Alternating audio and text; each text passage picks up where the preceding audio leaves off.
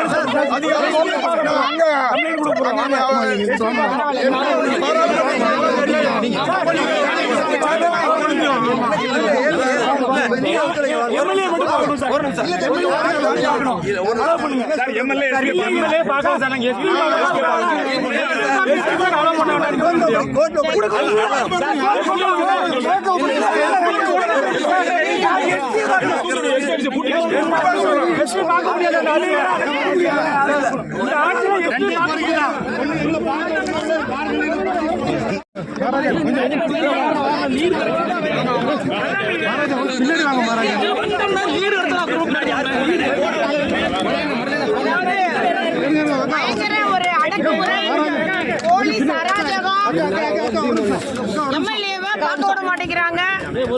MLA Anitha அண்ணாச்சி வந்திருக்கிறாரு, நானும் மாவட்ட செயலாளர் என்ற முறையில் வந்திருக்கிறேன். 2 எம்எல்ஏ வந்திருக்காங்க, கோயில்பட்டி எம்எல்ஏ, திருநெல்வேலி பாளையங்கோட்டை எம்எல்ஏ வந்திருக்காங்க. 4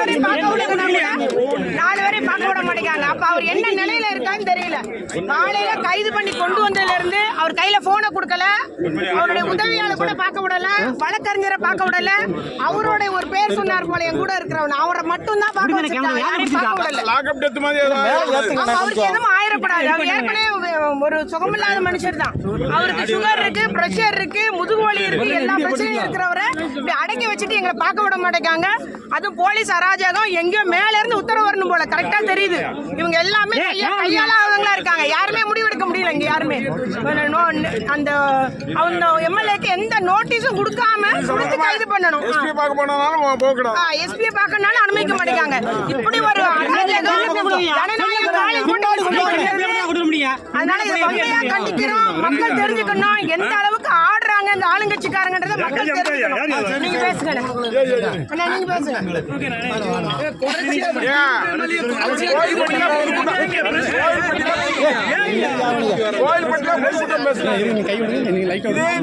மந்திரியா இருக்க யாதவ் அர்ஜுனா பேசினாரு.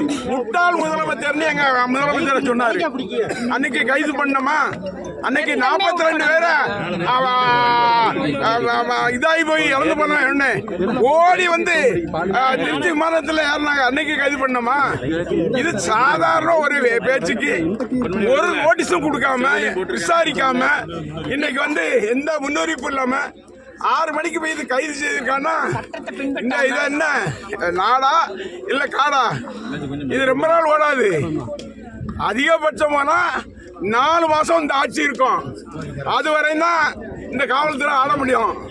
என்ன இடுப்பு பிடிச்சு இழுக்கிறாருன்னா அந்த காவல்துறை அவர் தான் என்னை வந்து எம்எல்ஏ பதவி ராஜினாமா பண்ணுங்க, உங்களை வந்து நான் வந்து தாவாக்காவில் சேர்த்து எல்லாம் செய்வேன்னு சொன்னேன். டிஎஸ்பி தான் இப்ப வந்து என்னை இடுப்பு பிடிச்சு இழுத்தது. அவரை பகிரங்கமா நான் கவர்னர்கிட்ட விசாரணை வரும்போது பகிரங்கமாக சொல்லுவேன். ஏன்னா அந்த டிஎஸ்பி தான். இன்னைக்கு குறிப்பா சொல்ல போனா என்னென்னலாம் நடந்துச்சு. 13 பேரை சுட்டு கொண்டாங்க. அந்த நேரம் இல்ல அந்த வகையில இன்னைக்கு வழக்கு போடல. வழக்கு இருக்கு. இன்ன வரைக்கும் வழக்கு போடல. அவரை விசாரிக்கல, ஒண்ணுமே பண்ணல. அப்ப அவங்களுக்கு வந்தா ரத்தம், எங்களுக்கு வந்தா தக்காளி சட்னியா? தாவக்கான ஒண்ணும் செய்ய மாட்டாங்க. திமுக உடனே அரசு அடக்குமுறை, எங்களை முதல்கிட்ட அரெஸ்ட் பண்றேன்றாங்க. இன்னைக்கு எங்களை அரெஸ்ட் பண்றேன்னு சொல்லிட்டு இருக்காங்க இந்த காவல்துறை. போலீஸ் அராஜகம் ஒழிக.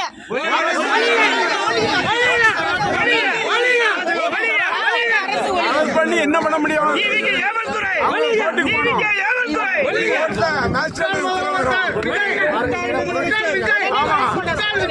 உடனடியா அவர் அங்க வச்சு என்ன விசாரிக்கிறதுக்கு என்ன இருக்கு?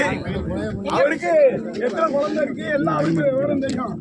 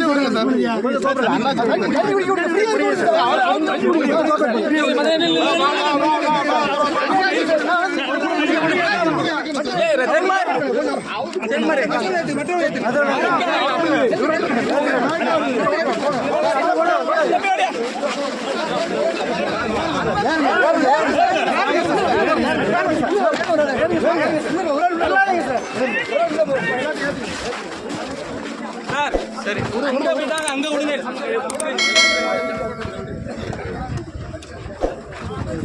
நீங்க தள்ளுங்க.